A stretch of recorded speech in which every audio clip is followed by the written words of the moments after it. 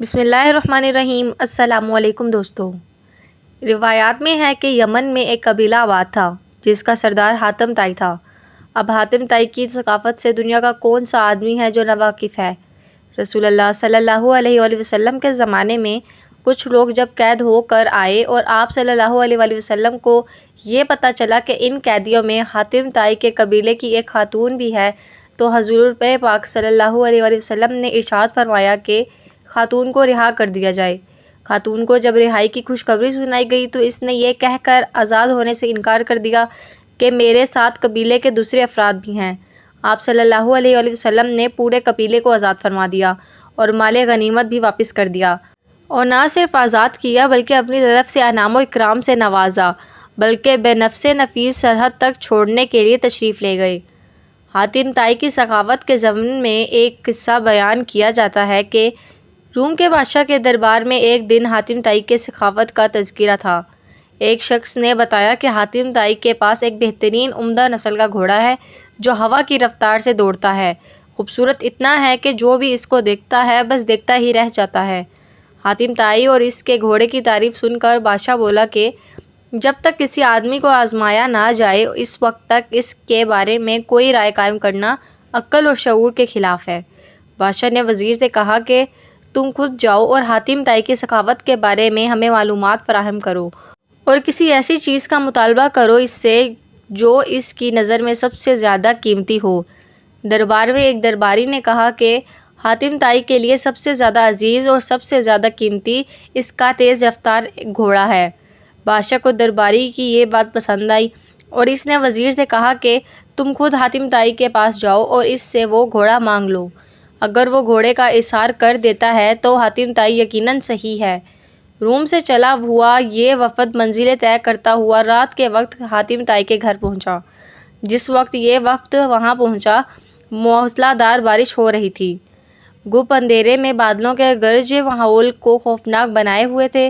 ایسی خراب موسم میں کسی مہمان کی مہمان نوازی کرنا تو درکنار گھر سے نکلنا بھی ممکن نہیں تھا، لیکن حاتم طائی نے میزبانی کا حق ادا کیا اور مہمانوں کے تواضع اور آرام و آسائش کا پورا انتظام کیا۔ دسترخوان پر لذیذ بھنا ہوا گوشت کھا کر مہمان خوش ہوئے اور انہوں نے اپنے اندر سفر کی تھکان کی جگہ توانائی محسوس کی اور گہری نیند سو گئے۔ صبح کے وقت جب بارش تھم چکی تھی تو ہر چیز دھلی ہوئی اور صاف نظر آ رہی تھی۔ ناشتے کے دوران وزیر نے مہمان نوازی اور اظہار تشکر کے بعد اپنے آنے کا مقصد بیان کیا۔ کہا کہ ہمارے بادشاہ کو آپ کے گھوڑے کے بارے میں بہت کچھ بتایا گیا ہے۔ گھوڑے کی تعریف سن کر بادشاہ چاہتا ہے کہ آپ اپنا گھوڑا بادشاہ سلامت کی خدمت میں نظر کر دیں۔ وزیر کی بات سن کر حاتم افسوس کے ساتھ ہاتھ ملنے لگا اور بہت افسردہ ہو کر بولا، اگر آپ گھوڑا ہی لینے آئے تھے تو یہ بات آتے ہی مجھے بتا دینی چاہیے تھی، لیکن اب میں مجبور ہوں اس لیے کہ میرا پیارا گھوڑا اس دنیا میں نہیں ہے۔ آپ کو تو پتہ ہے کہ پوری رات طوفانی بارش برستی رہی۔ میرے لیے یہ ممکن نہیں تھا کہ چراگاہ یا کسی اور جگہ سے کوئی جانور منگا سکتا، لہٰذا میں نے اپنے گھوڑے کو ذبح کر دیا اور اسی کا بھنا ہوا گوشت دسترخوان کی زینت بنا تھا۔ وزیر حاتم طائی کی یہ بات سن کر حیران رہ گیا۔ بادشاہ سلامت کو جب یہ سارا واقعہ جا کر سنایا تو اس نے بھی حاتم طائی کی سخاوت کی بڑی تعریف کی۔ قبیلہ بنی طیق کے سردار حاتم طائی کے بارے میں یوں رقم ہے کہ ایک بادشاہ نے حاتم طائی کی اتنی شہرت سنی کہ بادشاہ نے محسوس کیا کہ اس کی شہرت، اس کا نام اور اس کی عزت حاتم طائی سے کم ہے۔ بادشاہ کا دل بغض اور حسد سے بھر گیا۔ اس کے دل میں یہ وسوسہ آ گیا کہ جب تک حاتم طائی زندہ ہے مجھے حاتم سے زیادہ عزت و شہرت نہیں مل سکتی۔ شیطانی ذہن کو استعمال کرتے ہوئے اس نے ایک چالاک، فساد پسند اور لالچی شخص کو اس بات پر مأمور کیا کہ وہ حاتم طائی کو قتل کر کے اس کا سر اٹھا لائے۔ کرائے کا یہ دہشت گرد اور قاتل شخص اپنے درکش کو تیروں سے بھر کر اور تیز دھار تلوار کو میان میں رکھ کر حاتم طائی کے ملک کی طرف روانہ ہو گیا۔ جب وہ حاتم طائی کے علاقے میں پہنچا تو اس کی ملاقات ایک خوش گفتار، خوش مزاج اور بڑے ہی پرسکون شخص سے ہوئی۔ یہ شخص کرائے کے قاتل کو مسافر سمجھ کر اپنے گھر لے گیا اور ایسے پیار اور خلوص سے اس کی تواضع کی کہ کرائے کا قاتل اس کا گرویدہ ہو گیا۔ دوسرے دن جب مہمان نے رخصت ہونا چاہا تو خوش گفتار اور خوش اخلاق میزبان نے اصرار کیا کہ مہمان ابھی چند روز اور قیام کریں اور مزید خدمت کرنے کا موقع دیں۔ کرائے کے قاتل نے دل میں میزبان کی تکریم اور بڑھ گئی۔ اس نے کہا کہ مجھے ایک ضروری کام درپیش ہے، اس لیے میں زیادہ دن نہیں ٹھہر سکتا۔ میزبان نے کہا کہ آپ وہ کام مجھے بتا دیں، شاید میں آپ کی کچھ مدد کر سکوں۔ قاتل نے رازداری سے کہا کہ بادشاہ نے مجھے حاتم طائی کو قتل کرنے کا حکم دیا ہے، اس کے سر پر بڑا انعام مقرر کر دیا ہے۔ اگر آپ حاتم طائی کو جانتے ہیں تو اس کا پتہ مجھے دیں۔ یہ سن کر میزبان مسکرایا اور عاجزی کے ساتھ جھک کر کہا کہ میں حاتم طائی ہوں، آپ اپنا کام شوق سے پورا کر سکتے ہیں، کیونکہ اگر یہ کام آپ اسی وقت پورا نہیں کریں گے تو پھر لوگ دیکھ لیں گے اور وہ مزاحمت کریں گے اور آپ انعام سے محروم رہ جائیں گے۔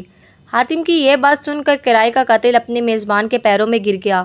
اس نے اپنی تلوار اور تیروں سے بھرا ہوا ترکش پھینک دیا اور کہا کہ ایسے معزز سردار کے جسم پر پھول مارنا بھی گناہ عظیم ہے۔ سخاوت کے بارے میں ایک مجلس میں حضور قلندر بابا اولیاء رحمۃ اللہ علیہ نے فرمایا کہ ایک شخص حضور اکرم صلی اللہ علیہ وآلہ وسلم کی خدمت اقدس میں حاضر ہوا اور اس نے عرض کیا کہ یا رسول اللہ، مجھے شہد چاہیے۔ آپ علیہ السلام نے فرمایا کہ عثمان کے پاس چلے جاؤ۔ جب یہ شخص حضرت عثمان رضی اللہ تعالیٰ عنہ کی خدمت میں پہنچا تو وہاں بہت سارے اونٹ بیٹھے ہوئے تھے اور گھیوں کی بوریاں لاتی جا رہی تھیں۔ اس شخص نے دیکھا کہ ایک بوری کا منہ کھل گیا ہے اور اس میں سے چند کلو گھیوں زمین پر گر گئی۔ حضرت عثمان رضی اللہ تعالیٰ عنہ نے جب یہ دیکھا تو انہوں نے اپنے ملازم سے باز پرس کی اور اس کو ڈانٹا ٹپٹا کہ یہ گھیوں زمین پر کیوں گرا ہے۔ آنے والے شخص نے یہ دیکھ کر واپسی کا فیصلہ کیا اور پھر آپ علیہ السلام کی خدمت میں حاضر ہوئے اور فرمایا کہ یا رسول اللہ، مجھے شہد چاہیے۔ حضور اقدس صلی اللہ علیہ وآلہ وسلم نے پھر یہی ارشاد فرمایا کہ عثمان کے پاس چلے جاؤ۔ سوالی شخص نے ساری کارگزاری بتائی۔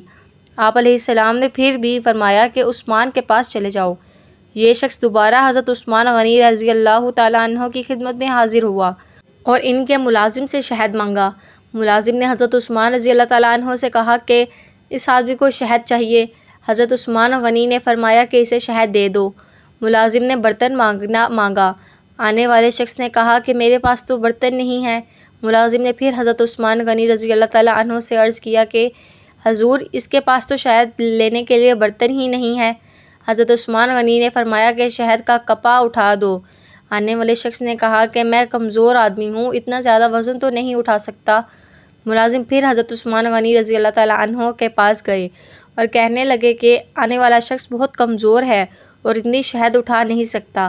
حضرت عثمان غنی رضی اللہ تعالیٰ عنہ کو ملازم کی بار بار مداخلت پسند نہ آئی اور ذرا تیز لہجے میں فرمایا کہ اونٹ پر لاد کر دے دو، اور آنے والے شخص اونٹ پر شہد لے کر چلا گیا۔